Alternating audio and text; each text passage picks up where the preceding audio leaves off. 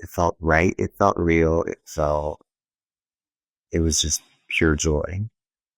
And then um, my mother was in the NICU for a week, so that we were at the hospital, Okay. which we had such amazing nurses, nurse practitioners, doctors. Yeah. And but it did set in. I was like, oh my gosh, we have a kid. And you like sign some papers and then they just say, have a good day. Yeah. They don't really say that. But if we're going to like make a movie, that's what Yeah. happens That's what next. happened in the movie. Okay. It's only a 90-minute film, so we got to get things. Exactly. And then you're home and then it's showtime. I'm Keltie McGuire, and you're listening to the Kids Are Childfree podcast. Hello and welcome to the Kids Are Childfree podcast. Okay, today's conversation is an extra special one because I am talking with my second friend from high school we've had on the podcast. You heard the story of Liz and her adoption story several episodes ago. And today I'm talking with my old friend Tyler, who I recently reconnected with. Now, Tyler is the second dad, only the second dad we've had on the podcast. I would, by the way, love to feature more stories of the journey to fatherhood. And this is our first story about surrogacy, becoming a parent through surrogacy. So lots of good stuff in store for you today. I just want to tell you a little bit about Tyler, who is, quote, an art kid who grew up in the Okanagan and went to art and design school. The Okanagan, by the way, being the beautiful area of Canada that we both grew up in. Tyler worked in corporate design and marketing for 17 years while maintaining a strong connection to his painting practice, showcasing his artwork on social media and gallery spaces. Tyler fell in love in 2019 and married his husband and now partner in parenting, the miracle that is their incredible sunshine of a daughter, Emerald.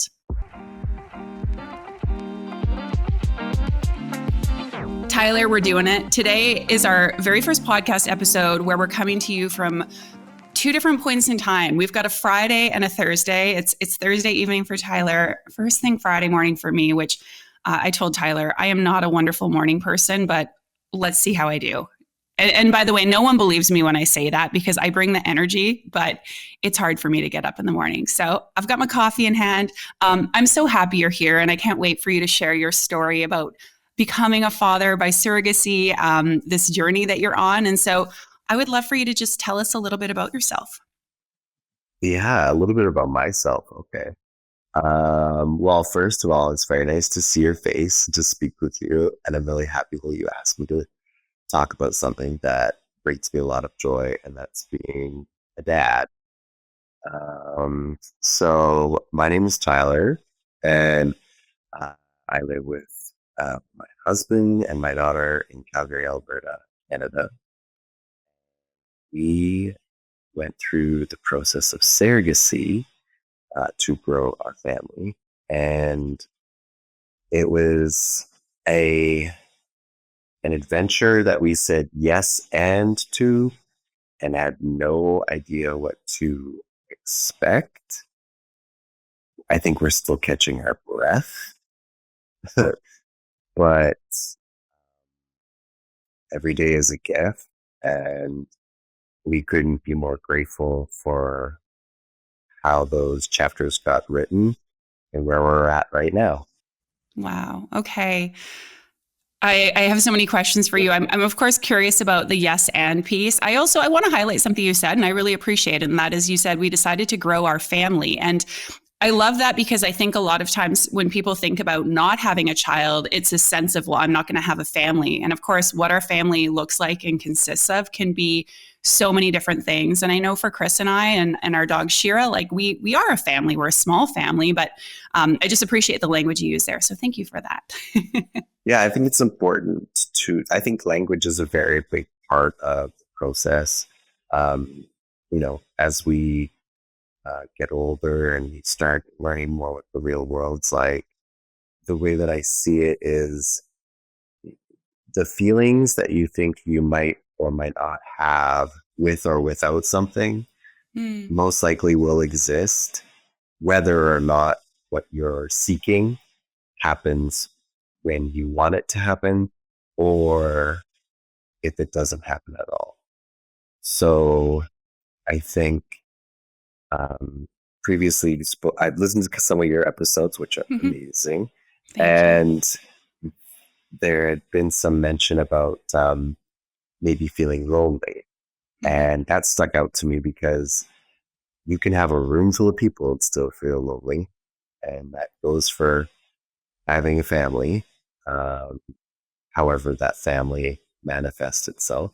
Mm-hmm. And when I speak to other parents and when I speak to friends, I sometimes kind of bring it back to when I'm trying to relate. It's very much about, everyone can be a caregiver, right? So we can get on the same page, like whether or not you have a family that is that looks like having children, Mm-hmm. or you have a very special pet in your life, or relatives that you care for. Like the caregiver is something that is universal. So um, I think everyone can understand that point when it comes to what family can be. So everyone can take on a caregiver role, hopefully, if you're selfless enough. But as far as the language and, and speaking to our experience, not a lot shifts, or whether something happens or doesn't happen, I guess, is what I'm trying to speak to. I know that Yeah. it's very abstract, but what stood out for me other episodes was Yeah. the fear of like, oh, will I feel lonely or missing out? Well, those Mm. feelings will pop up Yeah. whether or not you have Absolutely. kids.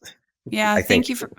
Yeah. No, I agree, and thank you for giving voice to that. I think what you shared is super powerful, and there's a lot of truth there. And it really, I can tell you've been listening, but also B, I feel like you and I are both on the same page, sort of philosophically, when it comes to the fact that both paths can contain all those things you're seeking. Maybe not in the same form. I'm not saying that not having children is going to contain the same sort of experiences as having children. Of course not. But it can contain joys and fulfillment and meaning, just like having or not having children will have sorrows and grief. And like you say, loneliness or feelings of frustration. So, okay. So, I mean, it comes immediately through that there's so much joy there. And you said it yourself in being a father and your daughter and this family that you're growing. I'm interested to know.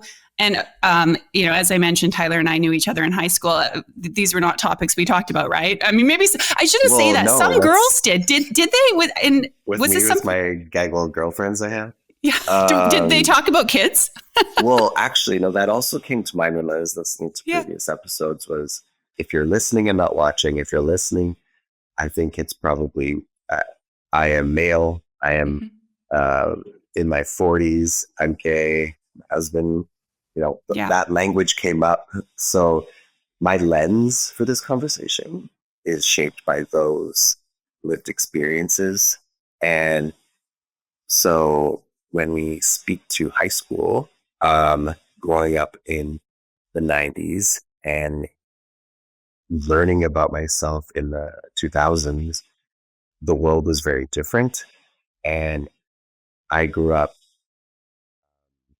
not seeing children in my future as a very black and white situation. Yeah. Um, I mean, there was other, chapters I could write, but right from the get go, I was like, okay, well, probably not gonna have kids. So immediately the dial turns a different way, and I'm filling up those ideas of the future with something that looks different immediately, like maybe a Yeah. little earlier than some.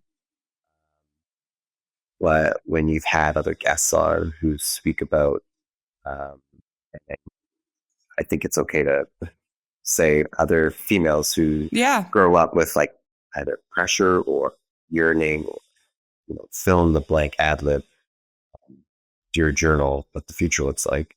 That was there where it didn't exist for me. Yeah. um so therefore at the beginning, I would say, like, first chapters of being an adult, very much not on my mind, and I wasn't bothered. And to what we spoke about earlier, still experienced all the other emotions that someone might have when they Yeah. started their family in their 20s, 30s. So that was like how the starting point, like high Yeah. school, how you and I knew each other. Like you and I are growing up, and you probably got for yourself like something in the back of your mind that's Mm. asking those questions for you. So I didn't have Yeah. that. Fast forward, I guess, I meet my now husband, and on like our first date. My memory's toast, by the way, just because of That's other okay. things like lack of sleep for Raising a young now. child. Yes, yeah, and but he asked me point blank, like, do you see yourself having children? And to me, when I heard that, I was like, I thought of it fondly. Like, I had always been the one cousin in my extended family that kind of hung out with other cousins' kids or took care of them or facilitated. We had this family camping trip once. I facilitated all the kids doing them uh, together, and I think they had fun. I know their parents had fun because I was taking care of all like 16 kids. So you're 16? welcome. Wow. There's a lot of children's kids. Yeah. There's a situation on that side. So Okay. a good situation. They're all, yeah. And so to me, I was like, I knew that I was good at being, I guess, myself Mm, with a kid and playing with imagination. That's really at those early stages yeah. what makes it a little easier to be a caregiver. So when Jeff, that's my husband, asked me that question, I had like happy vibes when he asked me that. But I also was like, I think it's past for me. I I felt I was a little old How old were for you at it. that point? Oh, that question. This is Like late. mid 30s, or were you? No, oh, this was like 40. I'm gonna say 39. Okay. I'm just curious, like for a man to say like, oh, it's past the point for me. I mean, you also hadn't been thinking about it to that point in time, That's but very valid, and yeah. that's important too. To me, this was like an early on date question, so I'm like, he's thinking about kids. Well, we're talking about kids. Got a couple of years to go. Like, Yeah. we're just We're not doing meeting. it tomorrow. No. And so we had that conversation, and then a couple things kind of happened. We started to fall in love and think about the future together and all those good things. And then the pandemic happened. Um, and at that point, that shifted a lot of people's views on like, what am I doing with my time in my life, etc. So Absolutely. we investigated um, what uh, family could be for us, what that could look like. And at that moment, right at the beginning of the pandemic, uh, we looked into surrogacy. It Hmm. seemed like a fit. We entered into that with the understanding that this could take a long time. Yeah. There's a lot of moving parts. Hmm. It's unpredictable. It's going to be emotional. No, that being said, what I mentioned earlier about yes and at this point, I'm like, okay, let's do it. Let's look into this. Yeah. Let's look into having a kid. And for us, it happened so quickly, Really. and all within it felt like a year. So what was going to probably take 10 years, or at least that's what I remember telling myself, or that's my expectation that was set, Hmm. happened like year and a half. It was wild, and you're learning at the same time as you are like living. So Okay. I'm learning about the science stuff. Like Jeff's a physician, so he knows the science aspect, um, and it's just a big wild world when you start on your journey with surrogacy. Yeah. Okay, I have a bunch of questions. So, when he asked you this on that first or second date, do you want to be a father? Was he clear about his desires or intentions, or he just was he was putting it out there? I'm not sure. I'm interested about that. That's a good question, Keltie. I think I was too enamored with him to notice. Whatever you want. I was like, "Yeah, you want to have family? We'll do it." Yeah. Okay. But the way his mind works, it's very uh, linear and it's very Hmm. pragmatic, I guess you could say, Yeah. or there's just a lot of science there and a lot of fact, and there's the Mm. emotions come, but to me, I'm like, oh, that sounds like there's a lot of joy there. Let's go towards that joy. Yeah. I And love that. that's what led our decision. Now that definitely took a backseat to the realities of what it takes during the ins and outs and the ups and downs. But Yeah. for Jeff, I think uh, it was about if we're gonna spend time talking about Hmm. this, let's invest and make it happen. Like, Yeah. let's do it. Let's not Yeah. just dream. Let's really bring this into reality. Yeah. Okay. And how did you land on surrogacy? I mean, there's different options for a gay couple to be able to have a child. Why surrogacy versus, let's say foster to adopt, adoption? What other possible options? I'm not sure, but like, how did you land on that as the path that felt best for you? Right. I think this is like there's two things that Mm, go along with this is um, you know, however our journey was going to happen, mm-hmm, we knew early on through starting it that we were going to have a family together, have a family together. What that looked like, who knows? Had mm, surrogacy not worked out for us, we would have continued and have a family somehow. mm. Now, some of Jeff's peers had um, gone through surrogacy, and I think Okay. that's what initially gave us our first stepping stones Yeah. to what this could look like for us. Mm-hmm. Um, but you are right. There's, again, many different ways family comes about when Mm-hmm. you're trying to make two, three. Yeah. Okay. Um, So I want to, and I gave this same disclaimer in other episodes. I often just like to remind our listeners as well as our guests that, of course, so Tyler has mentioned is from Canada. What his surrogacy experience was like is, of course, both unique to him, but also the country he's in, because I understand there are different legalities and processes around surrogacy in different countries. So if this is something you're interested in, just be mindful that whatever he shares, I mean, you're all smart people, but may not apply to you. But in terms of surrogacy within Canada, like, how does that work as far as like, how, I mean, there's a few things. So I understand, for example, like in the UK, I did a little bit of research about this for an episode that sadly has not happened yet. Perhaps it will, but we had a guest there who is a surrogate, a potential guest. Like it can be commercial or I don't think charitable is the right word, but basically you get paid for surrogacy or not. And is the system in Canada one or the other, or is it always just one? Like in terms of the surrogate being compensated financially, or how does that look? Right. So big questions. And Yeah. I'm going to try my best. Okay. Again, What I, based from your perspective or your exactly experience. Yeah. from my experience, because there's, again, many different ways there to see you can. Mm-hmm.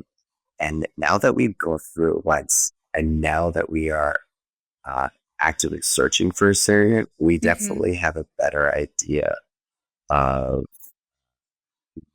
kind of ins and outs. And it varies from province to province. Of course it does. Go Canada. They love keeping things different across the country. And how we went about it is we had an egg donor, and then we went to an agency to find our surrogate. Mm-hmm. So what you're doing initially is building um, this community or this team that's going to help you realize your dream. Mm. And throughout it all, everyone is very much included in terms of what everyone's kind of responsibilities are, what everyone's rights are. It's a very thorough process of getting Mm. of onboarding, if you will. Yeah. And we, interestingly enough, I think a year before I met Jeff, I had gone to a networking event here in Calgary. They have a really amazing local community, has a pride in this pride in business association, Mm-hmm. and they had some surrogacy lawyers speak. I went to that not having intention to pursue a future with that. Yeah. Those are our lawyers that we Oh, used. wow. And so there's lawyers that kind of help, and they were really good at giving us specifically surrogacy. They were really good at giving us a clearer idea of like the map ahead. And then there's social workers, and then we have to get um, background checks. So I had to go Mhm. to the police, and then or how we want to go on. And so those are like that was like a little bit of who our team is made up of. Yeah. And then that's like the technical part of it. Now Yeah. in Canada, it's altruistic, meaning Altruistic. surrogates. That's the word I was looking for, not charitable. You know what I mean? Yeah, the same way. Um, and so surrogates are paid. Now, again, um, different um, different future parents and tender parents might have different situations if they're not doing something as so linear as us. That Mhm. so I only say that to keep that in mind because once you start to get to know other communities of parents that have had they've grown their family and there's parallels, you Mhm. realize there's many different ways for the term, I guess, or the process of surrogacy to happen, Okay. but no one gets paid in Canada, and Okay. that's more of a term anyone can understand. Yeah. And so again, it's province to province. There's some different things that go on as far as when if you're lucky enough, your child is born, birth certificate technicalities, um, and we really lucked out. We met our surrogate, Mhm. and they were an absolute. It's hard to find words to describe someone who does something so selfless, Yeah. and it's like a. I don't want to say fairy godmother because there's so many double like pop puns there, or whatever, helping to gay guys, um, but really it is helping a dream come true. And again, we were also doing this during COVID, so you got um, the healthcare system's under its own stressors. Yeah. But we still, surprisingly enough, and what's considered conservative Alberta, receive some of the most amazing health assistance guidance, what have you. And our surrogate was generous enough to allow us into the delivery room and Wow. Emma was being born. And it also happened so fast, Keltie, that again, when I remember these things, I'm like, oh, I can't believe that Yeah. happened. And so we got to be in the delivery room. That was incredible. I bet. And we definitely look back on all of this. And like, I think, as I think I mentioned, we're still trying to catch our breath. But we also know that in looking for another surrogate to hopefully grow our Mhm. family and what some people say is a sibling journey, we really cherish everything that went into it. And hopefully maybe we get to write those chapters again Yeah. with someone new to get to meet. Yeah. Yeah. Wow. Yeah. I mean, like you say, it is, of course, I think it's an incredible gift to give and experience. I mean, I can, I have so many questions for you as I typically do from one. Yeah, no, I mean, yeah, that'd be sad if I was just sitting here like, well, okay, that wraps up today's show. Thank you for coming on, Tyler. Cause I know our listeners, I'm sure, are curious about a lot of this. Like, um, in terms of that, like selection of a surrogate, is it that you they're looking at they say I want to be a surrogate, and so they're looking at profiles of different individuals or couples who are looking for support, or vice versa. You're looking at potential surrogates in, like, I don't know, a database or something like that, or some sort Mhm. of book. Who chooses who? I'm guessing both have to come to agreement, but what does that look like? Right. So what it looked like for us is we put together a profile, which Mm-hmm. was kind of outlined by the agency that we went to. Mm-hmm. And it very much was between a job interview and a dating profile. Okay. And you're you're kind of putting together an elevator pitch on Mm-hmm. this is us. We love to be parents. Mm-hmm. Hopefully you can join us. Pick us. Yeah, pick me. It's the yeah. And then on our end, that same access to information about uh, kind of like high level. This is who this person is. Mm-hmm. This is why they're this is their intention. Mm-hmm. So I mean, the most important part is you're getting to know each other's intention, Yeah. and you eat. And with our experience, you met and then you decided in that Okay. So one meeting and then you're deciding. Is that correct? Or can you have multiple meetings or? one meeting and you are going forward. Second meeting, you're meeting them in person. And also keep in mind there's a significant cost to this, which is another reality that we don't Yeah. necessarily always include as a character in the story we write, because Mm-hmm. that's, although very real, it wasn't, um, in our experience, that we were willing to invest that, Yeah. to see how this journey would go. And Mm-hmm. so at every point I'd mentioned someone that's a line item. And, um, and I think what some people don't see sometimes is you're, you're giving that, um, in parallel to all these emotional costs that are going on. Yeah. And during it all, you're kind of changing because you're kind of prepping to be a parent. So we really looked out. We had an amazing surrogate. Every relationship looks different as far Mm-hmm. as surrogate, intended parents, and child. So we still keep in contact, and when we eventually get to a place where we speak to each other about how we were able to be a family together, that's Mm-hmm. going to be a part of it. Uh, Mm-hmm. Yeah. Okay.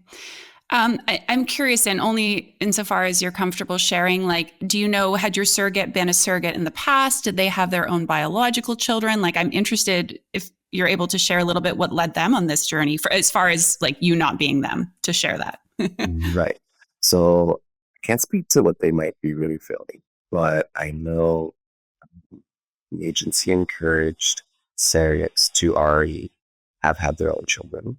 Mm-hmm. I think there's a lot of like psychological, physical awarenesses that go on. Mm-hmm. I'm not, I don't know if benefits is the right word, but that sets the stage for um, it being a better match, I would say. And again, our surrogate, their intention was to help a couple realize their dream. Yeah. And that sounds as simple as that sounds. You're like, why would someone do that? I Yeah, know that my absolutely. extended family asked that every once in a while. They were very curious. We Mm-hmm. definitely had, during the process, a level of privacy for the three of us. And by the three of us, I mean myself, Jeff, and Sarah, Yeah. because for us, that was how we got through and how we were able to establish a really clear level of communication Mm-hmm. and consideration. It was tough. It was not an easy pregnancy.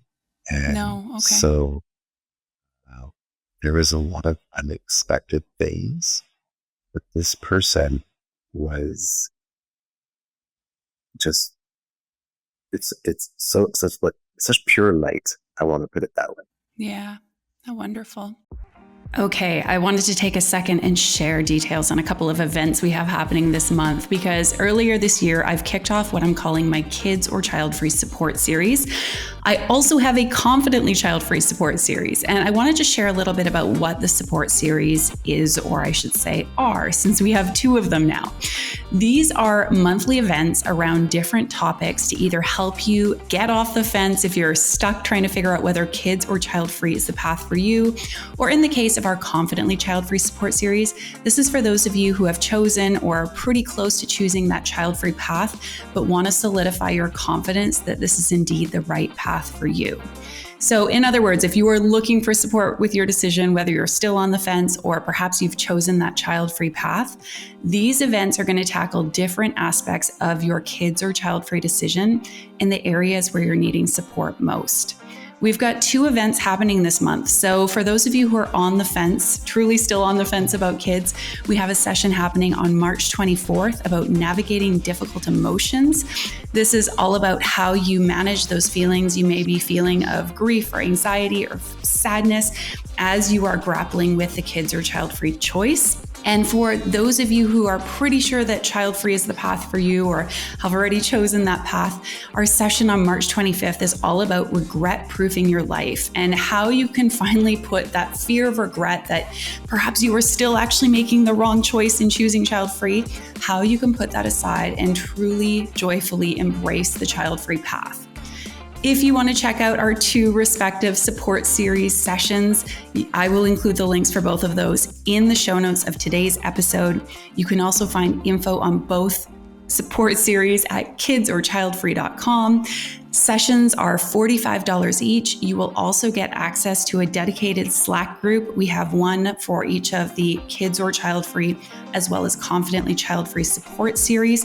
So that way you can connect with others who are in that same boat as you. We have conversation. I share different reflection prompts outside of the session itself for the duration of the 6 months of the series.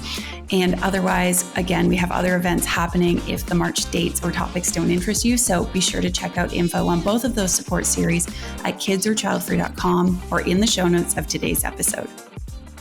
It sounds like then there was communication throughout the pregnancy. That relationship between you and the surrogate then was evolving and developing, I'm guessing, like throughout that time? Or what was that kind of contact like in terms of, I don't know, frequency? Or was it like you're WhatsApping each other every day, or it's like you touch base once a month? Well, actually, yeah. And you're speaking to another very important part.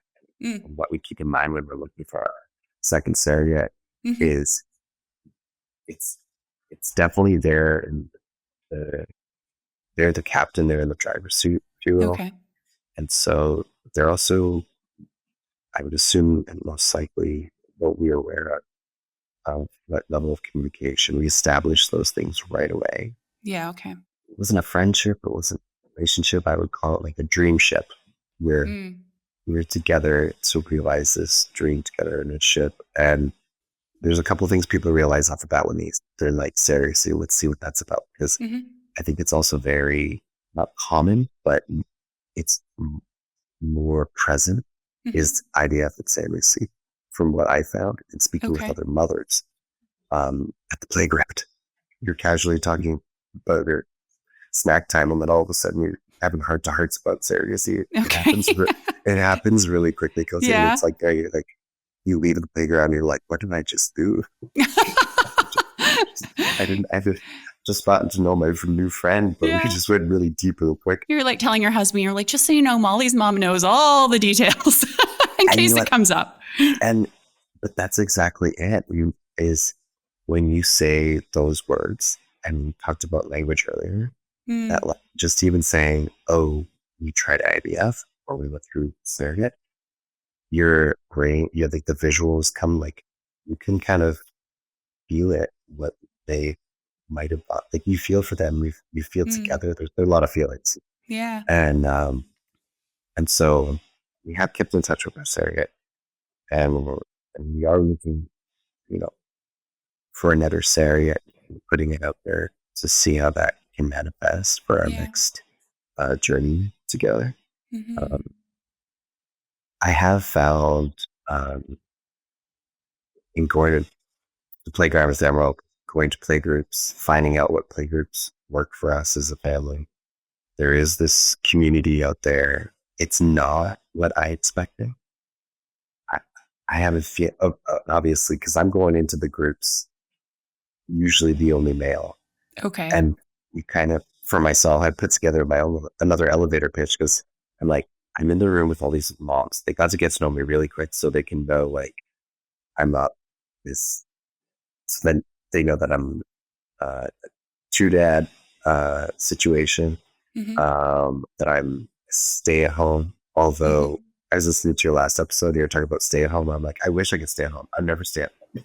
I'm always I wish staying at home was more just like the truth. It's like you're driving, Oh, you're yeah. organizing, you're cleaning up. So Absolutely. that's stay at home. That's a lie. Yeah. No, it's a lot of work. Yeah. And but I think you know I think that would kind of answers your question about surrogacy in Canada and surrogate relationship, Mm. right? Would you say? Yeah, no, I think so. I mean, I guess the last thing, and I'm a bit of a control freak sometimes. I try not to be, but it's like because I tend towards a bit anxious. It's like I want to know what's going on. Was that something? So what I'm hearing is surrogate's the captain. You know, they get to call the shots in terms of like obviously in agreement with you, but like ultimately this is their body carrying your child, which Yes. like that's got to be a tension, right? Because you're like, this is our baby that you are carrying, and so this is kind of a bit of a random question, but I know, for example, when women are pregnant, it's like, oh, you know, eat this, do that, sleep this much, take these vitamins. Is that something that you ever had discussions about, that sort of behavior? Or was it kind of like, by having and choosing you as our surrogate, I need to trust that you've got this covered? Like, how did you navigate that? Is that something that even came up, or is that just me who would have to try and not be a backseat surrogate, if you will? You would be an intended parent, is what Yeah. you'd be. I would be an intended parent, not really, Yeah. you know, trying to go with the backseat driver analogy. But those are very important things. Mm-hmm. And again, right from the you start to establish your communication level, your Mm-hmm. frequency, and there's only so much that you can speak to Mm-hmm. before it is the surrogates wheelhouse and Yeah. their body, their choice essentially. Yeah. And but you also have a lot of medical professionals on your team and around. They've also spoken to the lawyers. There's a lot of pre-work that gets everyone in the headspace. Yeah. Okay. And then there's also you meet your surrogate and go through the technical process of hopefully being put together. Mm-hmm. That's definitely not a light process. And No. so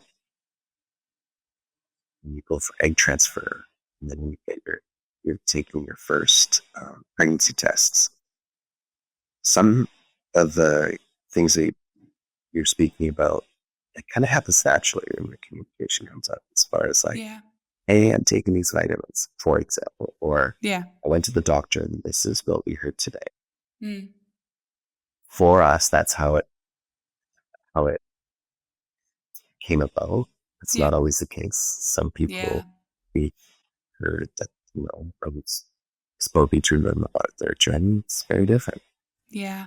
Yeah. I appreciate you saying, you know, for us and what our experience was. So the baby comes, and so incredible you could be there for the delivery. I mean, as someone, I've shared this before on the podcast, it's maybe a bizarre thing to say. I just think witnessing a birth would be the most incredible thing. It's something I still hope I get the gift of at some point. If anybody I know is going to have a baby and wants me to watch them give birth, I'm raising my hand. I'll be there as your support person. then, and I know we talked about this when you and I caught up previously, like they're like, okay, well, this is your baby. Like you, once the baby and mom or surrogate are cleared, you just go home and that's that, or like what happens next? Oh my gosh, I'll tell you, it was a lot. It still is a lot. But being in the delivery room was incredible. I was cheering and Jeff was What did your crying. cheer sound like? Go, go, go, push. Oh, no, it was like no, we were silent. Those were actually more of like the delivery the delivery team's chants. Oh, okay. To paint a picture. And I was more like I just let out like a big yay. Uh, Aw. not as loud as I now, just because everyone's sleeping. And Everyone's then Jeff sleeping. started crying, but that was so funny because I'm the emotional person. I usually pick up the empath stuff, but I was like Yeah. so happy. It was incredible. And then it it felt like it felt right. It felt real. It was just pure joy.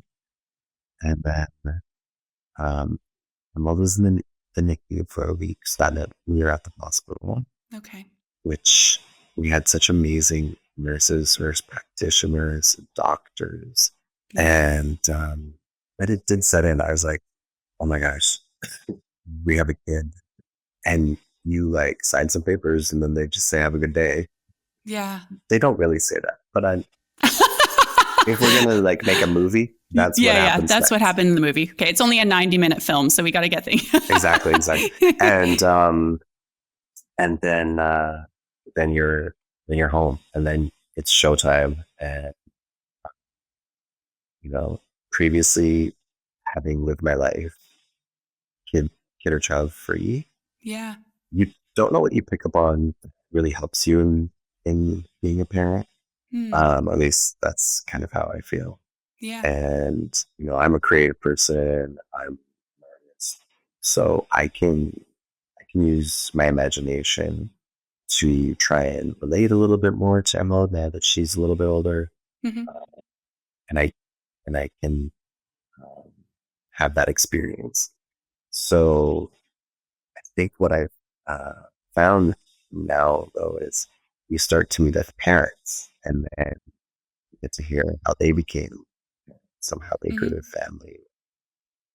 Your relationships change. You start to learn these new languages, essentially, not English or French, etc. But like, As long as it's not German. oh, It's a real really? bitch to learn. Okay, take your word for it. Yeah, trust me on this. Okay, Uh, but yeah, ways of yeah, communicating. Yep. yeah, because then you kind of have a new world, the world pre baby, pre child, pre family, kind of requires a different lens, Mm. and I, I, I feel at this point in time, we're in that sweet spot of the three of us really enjoying these moments. They're long, and anyone can have a long day, right? This isn't new, um, but your freedoms change. I wanted to speak to that Yeah, because you and please. I chatting, um, like when I see you doing video content where you're traveling, that is amazing. Bravo. And it's the freedom part that changes because the focus pivots. Yeah, I absolutely. mean, if for us it pivoted. Some parents have different setups, but for us it pivoted. But we're still in that good sweet spot of really enjoying being 110% committed or whatever number, Hmm. um, of being so excited and so engaged in wanting to have family experience, us three Yeah. as a family. So it doesn't come without its challenges. And not to say that we're not free, but I wanted to put that out there as far as Yeah. your ability to just like wake up and start your day is Yeah. very different. Yeah. I think partly it's about, sort of redefining what freedom looks like and means. And it probably it looks different, or maybe what some people would say, well, that's not freedom, right? But it's like, it's a different kind of freedom. I think, I don't know if you can speak to that at all, or if that's Yeah. even like a term you would use to describe your current life at all, or it's something else instead. It's very interesting. And I say that because in getting to know other parents, Mm-hmm. you realize everyone comes at it differently. Yeah. But there was a point where you all came at it at the same point. And, the question of why comes up a lot. So in Yeah. parallels to people who are like, I'm not looking to have children, or I'm choosing not to have Mm-hmm. children. You do. That's a big part of it, is why. Like, you're asking that question, well, why, right? Why do we need this? Why do I want to do this? I know that, Jeff and I have always approached it from a place of joy. We find joy in this. Mm. And it definitely has influenced why we would want to grow our family. What I had previously thought about when I was listening to other people who interviewed with, going child free, Mm-hmm. choosing child. Mm-hmm. Let's go child free, baby. It's all good. Let's go child free. Sure. Yeah. Let's go child Yeah. free. Let's go. Like, is you then are like, you're asking a question, okay, what does the rest of my 40s, my 50s, my 60s, Yeah, etc. look like? absolutely. And for us now with Emerald, we kind of have a sense of the next 10 to 20 years. So there's like kind of a blueprint or Yeah. blueprints, but we just got to figure it out, because that's a lot about parenting, is just figuring it out on the go. Yeah. I think that's probably the biggest difference is I think when you're, well, now that we have a child, I can't, I can't exactly say I know what a child free 20 to 30 years looks like. And Mm. that's probably the big difference, is Yeah. there's a bigger room to imagine what you want to do Mm-hmm. without children, Yeah, per se. absolutely.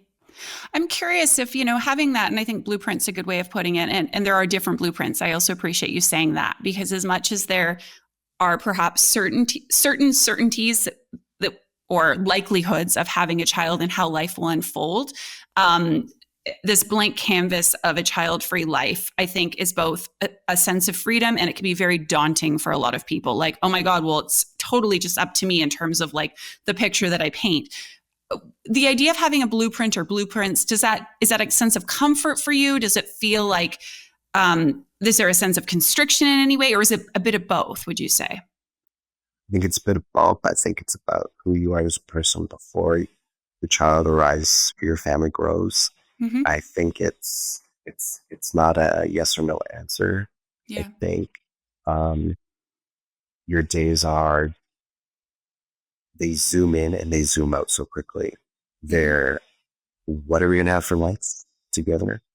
Is she eating okay? Is she well? Or if she's sick, is she getting better? And Mm-hmm. you zoom out and you're like, I got to make sure we're putting her on a wait list for this preschooling. It isn't, that's a year from now, or two, Yeah. for kindergarten. So you're zooming in and zooming out. What about the blueprint could be like, Mm-hmm. which is like a trippy exercise in time, because you're also wanting to be present and like make time and have energy to be playful and learn about them, because they're Yeah. also growing up and introducing themselves to you, Yeah. and and that's the, again, what the sweet spot we're in right now. It's almost Mm-hmm. starting to be personality to Yeah. us. We really want to soak everything up, as if we're lucky enough to find a second surrogate willing to go on this journey with us again. We Yeah. know now what it's going to take, and we just got to get in the right headspace. Yeah. And so that's part of some of the we bring imagining we do, Mm. where we're carrying on the day to day. Yeah. And I think for a child free day to day, I think there's more of like you have a clear runway, maybe. Mm. Yeah. Yeah. It's I an would like to interesting plan a way. trip. I would go on a trip at this time.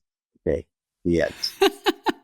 Whereas it's like, if we're going to go on a trip, I gotta make sure I got all the activities for her to be able to play, and then make sure that we have enough food. It comes down to headspace. It comes down to actively choosing to be present. Yeah. I'm interested, what aspects of fatherhood have been most surprising to you? Like, as far whether a positive surprise or like, wow, this is really different than I thought. I'm kind of curious, like, your views on this from before versus now. If you, and I realize you may not fully remember the before, how, what your view was, but I'm interested what that kind of difference is.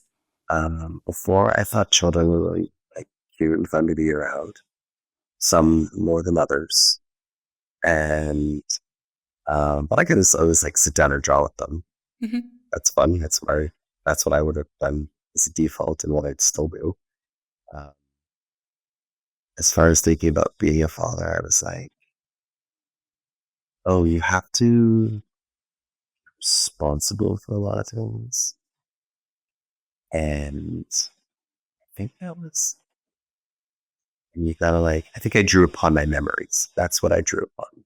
Yeah. I drew upon how I grew up and how my parents facilitated what family looked like, Mm-hmm. my relationship with my siblings. So that kind of shaped a little bit of my, not expectation, but like trailer for what could come. Yeah. Now, what happened is everything just became brighter and louder, faster, and you got to be agile. And a lot of the cliches you see in movies are true. Being tired, forgetting to shower, hoping it eats. But then once you find a center place in the chaos, Mm. is where you can really have more sense of who you are. And then you get okay with, the ups and downs, and they become easier and easier, or Yeah. at least they have for us together. Yeah. I feel we're lucky, Jeff and I. We really, in a short period of time, lived a lot of life or written a lot of big chapters together, and we still got to hang out with each other. And we want, it's like, that's what I think. I hope you think the same thing. Jeff told me something else. No. That's so And important though for raising a human, is like this partner that you're doing this with, that yeah, relationship. and again, we we went through this experience together as a partnership. Now, someone is doing it independently, which is something we're also aware of. There's a whole bunch of different variables that I can't speak to, but it's Mm-hmm. definitely a real and very real reality out there, like that we've seen. Mm-hmm. Um, as far as fatherhood, being a parent and co-parenting together, um, the bigger learning curves was going to be in the community. Um, Again, because I'm the only guy in the room when play groups or music groups are happening. Mm-hmm.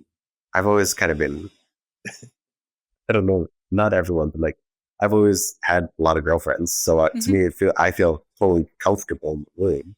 But I was speaking as a gay man, so I can't. I mean, then there's not a lot of straight stay-at-home dads that I've met No. as much as I've met stay-at-home moms. Yeah.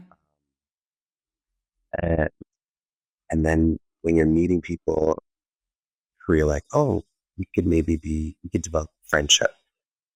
I think it's more of a parentship. It's like, um, if your kids are closer in age, you're going to relate to and be able to have some of the same free time schedule wise, depending Yeah. on where they are in the nap schedule or what their interests are.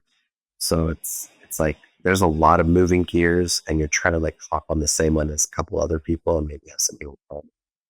Mm. Um, so um, it is your community changes overnight,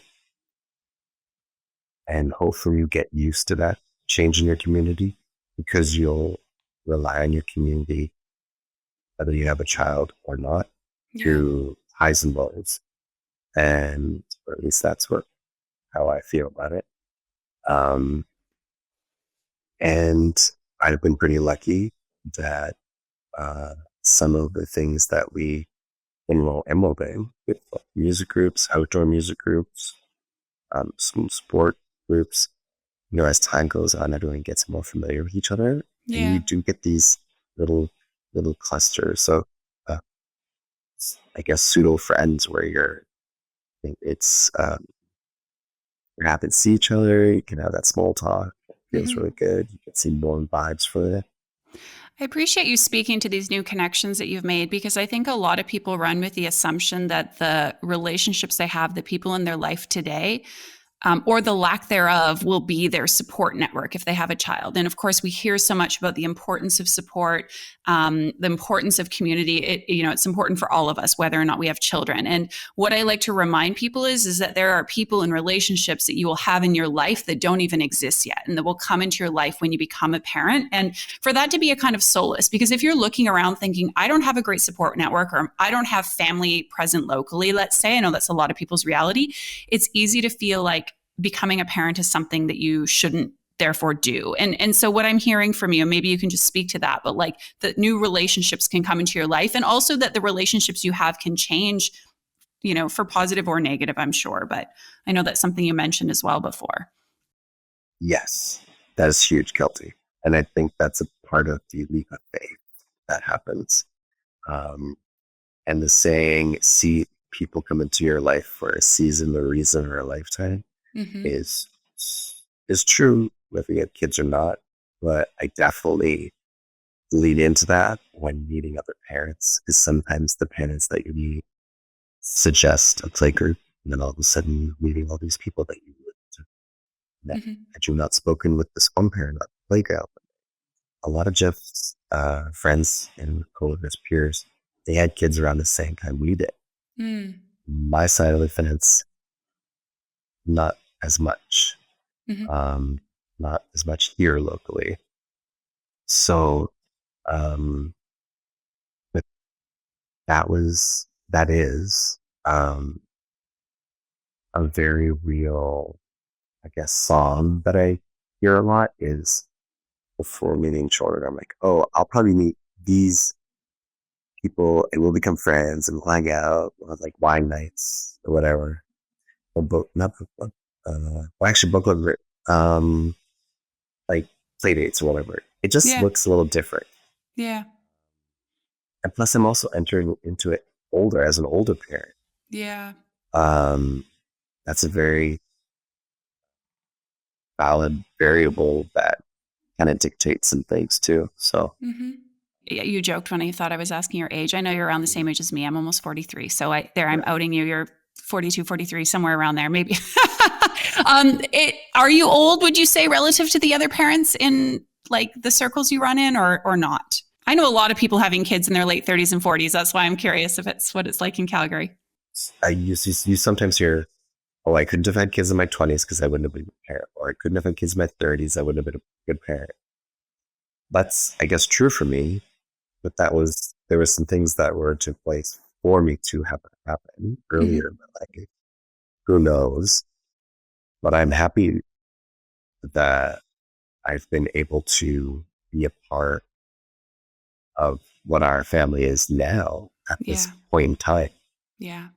Yeah, no, I get it. It's like, I mean, I feel like age, I understand age being sort of an issue or a factor specifically for those who are looking to have biological children. Of course, there can be considerations or concerns as a woman ages, but I think, just speaking from like a mental, emotional, spiritual standpoint, if you will, that with age, there comes a lot of positives about having a child a bit later in life. And also what I'm hearing is, and the only reason I'm kind of like pinning onto this age thing, as you said, it does and doesn't affect things. And maybe I'm curious, like Right. what, on the one hand, you're saying it doesn't really make a difference or it's been positive, but how does it affect things in a way that's maybe been challenging, if at all?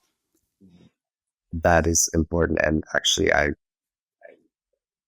um, I also want to acknowledge I nail. Therefore, I've got see different moving parts than the questions that come up with is female. Yeah. And age means something. That word age and age Yeah. in context to children Yeah. definitely changes the lens. The point at which I've entered into being a parent, Mm-hmm. a lot of people, or it's a generalization, but you have people my age who have 13-year-olds Mm. or older or multiple children, Mm-hmm. or you're sitting across from the teacher in the class, they're talking about their kids going off to college, and you're like, oh, must, so you're at the other end, hey? Yeah. And like they're looking at you. The great thing about educators, they don't have that.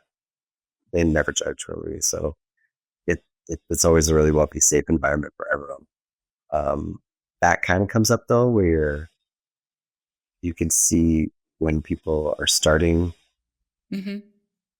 the race, maybe, or they're starting the journey later, and they look at someone with the same age that's like pretty much done. Yeah.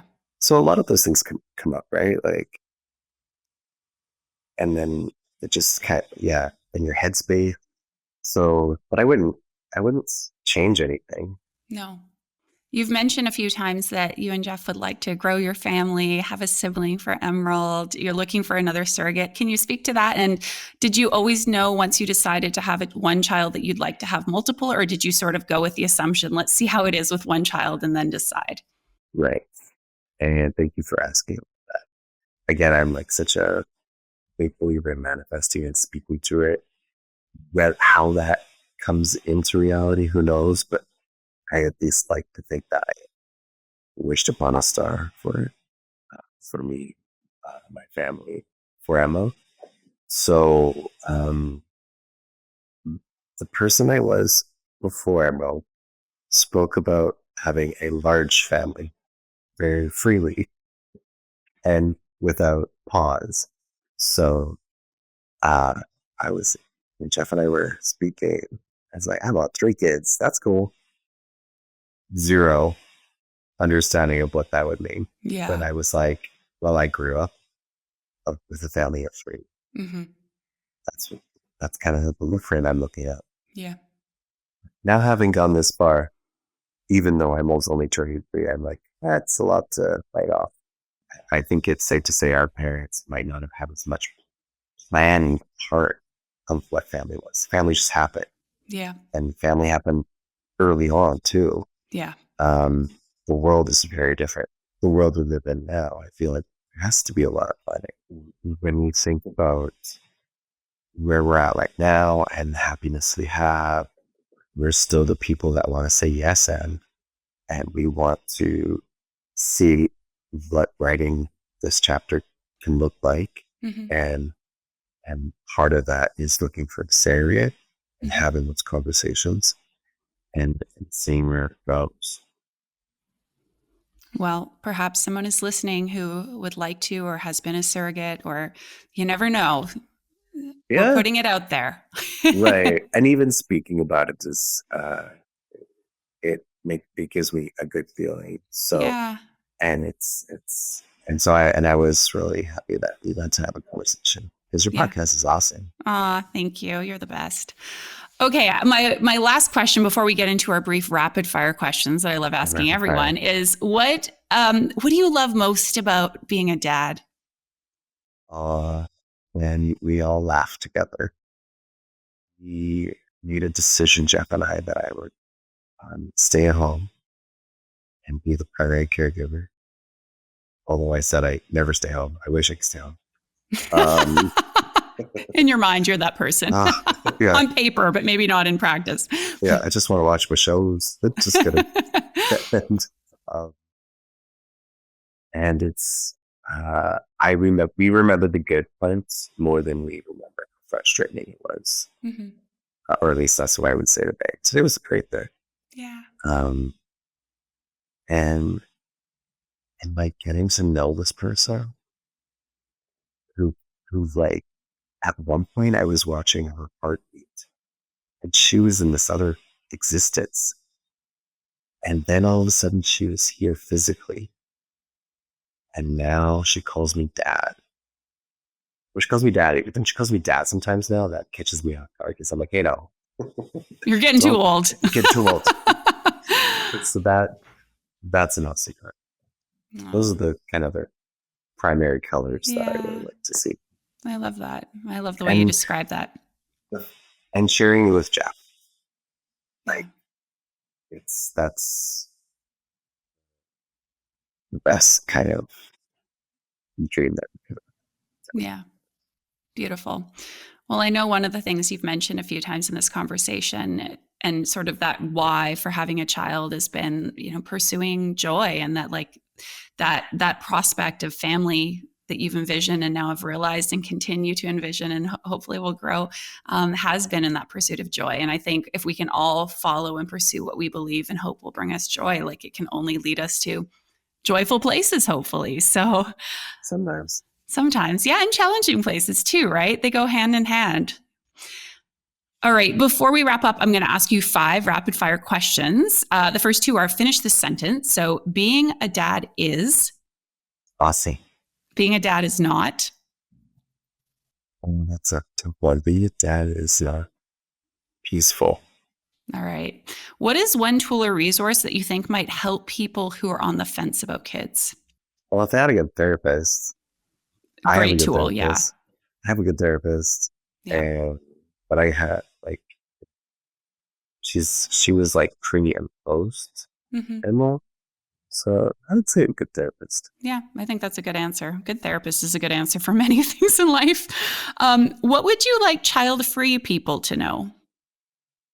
We're all still kind of doing the same thing in this lifetime together. It just feels and makes a little different. Just wish them joy, and I don't know their life looks like and how they narrate it isn't necessary of the children. Thank you. I'll take it. Okay, lastly, if you could give one piece of advice to someone who's on the fence about whether or not to have kids, what would you say to them, or that piece of advice be? If they were on the fence, advice, I mean, I don't know if I can give it. That's a big one, but if they're on the fence, just do it. Just do it. Do it. Jump off one way or the other, or have kids. Oh no, have kids. Have kids. All right. But that's like how I approached it. Yeah. Initially was like, yes, let's do it. Let's go on this adventure. Yeah. Or at least not have kids, or try. See what investigate further, try, see how things work.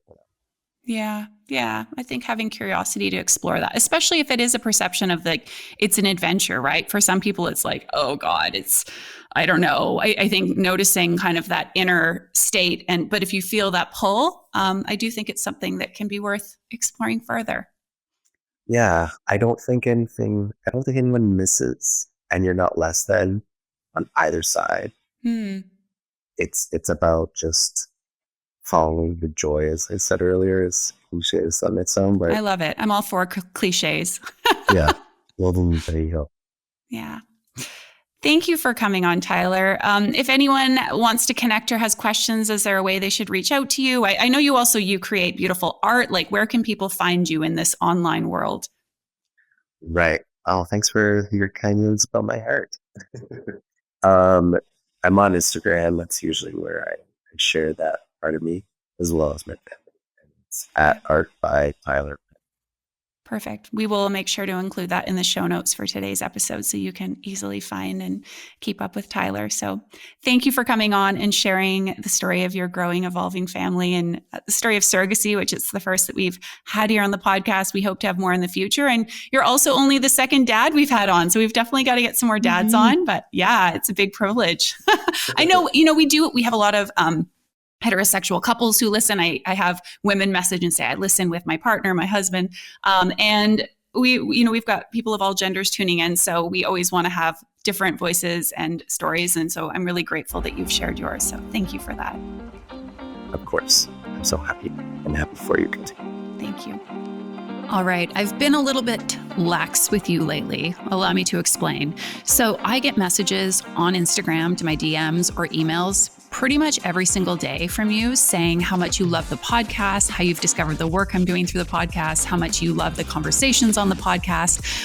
Lots of praise. Yes, it is wonderful for my ego. I always enjoy getting these messages. It makes me feel really grateful and appreciative when you take the time to reach out. But the reason I say I've been a little bit lax lately is because when I first started the podcast, if I get positive feedback from anyone about an episode or the show, I would say, I would love for you to do me a favor and leave a rating or a review on Spotify or Apple Podcasts. And the last 2-3 months, I haven't been asking as much because, it's hard sometimes as a business owner and as a podcaster to say, hey, can you do me a little favor? But a big way the podcast gets discovered is through ratings and reviews. And it helps us to reach more people. And they really do make such a difference. I also, of course, love having this sort of social proof, if you will, to be able to show people this is what other people are saying and thinking about the podcast you want to tune into. So my ask of you, whether or not you've been one of those people who sent me a lovely note in the last 2-3 months, if I haven't asked you, I would love for you to leave either a rating and review on Apple Podcasts or a rating on Spotify. We are so close to cracking 200 5-star ratings or reviews on Spotify. We're 9 away right now. Can we get there in the next week? I would love to get to 200 5-star reviews or ratings, I should say, on Spotify. So if you are listening and you have not yet done so, go into the app, whether you're listening on Apple Podcasts or Spotify, please leave a rating or review. It will seriously take you 1 minute of your time, and I will be very grateful, and it will go a really long way to helping this podcast get out into more people who are on the fence's ears. That was a mouthful. All right. Thank you so much for tuning in, and I hope you have a wonderful rest of your day.